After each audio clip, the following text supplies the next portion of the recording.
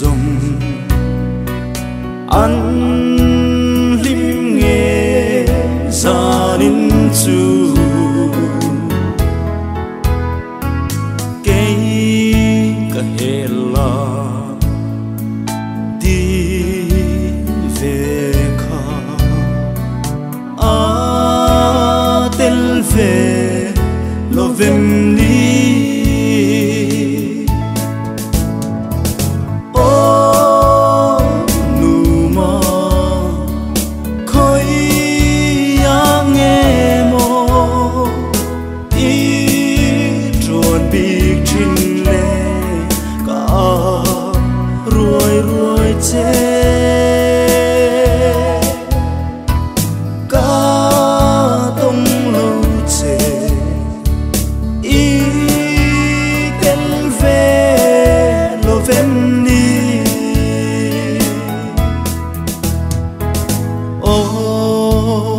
lên hoa lung đủ tên min dân bụi chiang tự cái cả hệ là cái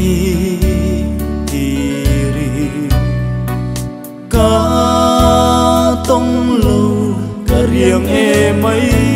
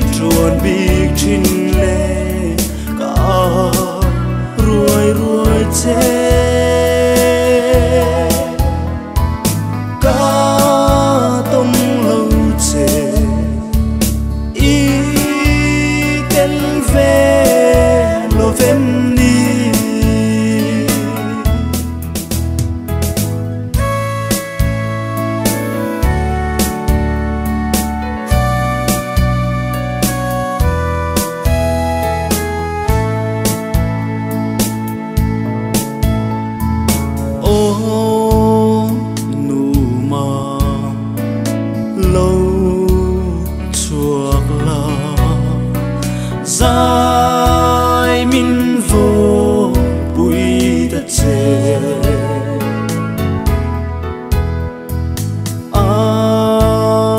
min lệ đằng đi lâu ya